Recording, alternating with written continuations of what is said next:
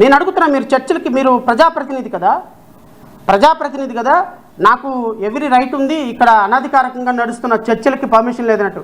మరి మీరు right information కింద తీసుకొచ్చుకున్నటువంటి పర్మిషన్ లేని చర్చలు, మరి పర్మిషన్ లేని గుళ్ళు, పర్మిషన్ లేని టెంపుల్స్ కూడా తీసుకోవాల్సింది కదా. మరి వాటికి కూడా మీరు నోటీసులు ఇస్తారా?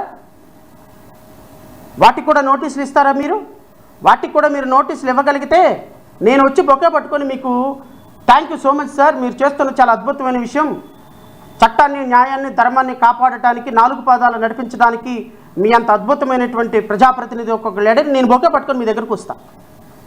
మీరు పర్మిషన్ లేని అన్ని రిలీజియస్ ఇంక్లూడింగ్ అక్కడ ఉన్నటువంటి మసీదుల్లో కూడా ఇవ్వండి, మసీదులకి, టెంపుల్స్కి, చర్చిలకు మొత్తానికి ఇవ్వండి పర్మిషన్ లేని వాటన్నిటికీ.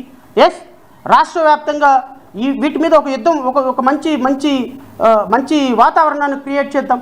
ఎవరైతే పర్మిషన్స్ లేకుండా చర్చిలు కట్టారో, ఎవరైతే పర్మిషన్స్ లేకుండా రామాలయాలు, కృష్ణాలయాలు, వెంకటేశ్వర స్వామి ఆలయాలు కట్టారో, ఎవరైతే పర్మిషన్స్ లేకుండా మసీదులు కట్టారో అందరికీ వెళ్ళేద్దాం. Why only Christians, why only churches? అంటే మీకు పర్సనల్ ఎజెండా ఉంది కాబట్టి, క్రిస్టియన్లు అంటే మీకు పడదు కాబట్టి, ఎస్సీలు అంటే మీకు పడదు కాబట్టి, మీకు ఓట్లు వేసిన నేరానికి వాళ్ళు తట్లు తినాలి, తన్నులు తినాలి, వాళ్ళు పనికిరాని వెధవల్లాగా మీ కంటికి కనపడతారు కాబట్టి, మా కూటమి ప్రభుత్వానికి ఓట్లు వేసినటువంటి బానిసలుగా కనపడతారు కాబట్టి, బైబిల్ పట్టుకున్నవాడు పాపాత్ముడు కాబట్టి, బైబిల్ పట్టుకున్నవాడు బతకడానికి కూడా పనికిరాడు కాబట్టి, మీ కూటమి ప్రభుత్వానికి మీరు ఓన్లీ క్రిస్టియన్ల మీద గన్నెక్క పెట్టి కాలుస్తూ ఉంటారు. మిగతా కులాలు, మిగతా సాంప్రదాయాలు మనకి కనపడవు, మనకి వినపడవు.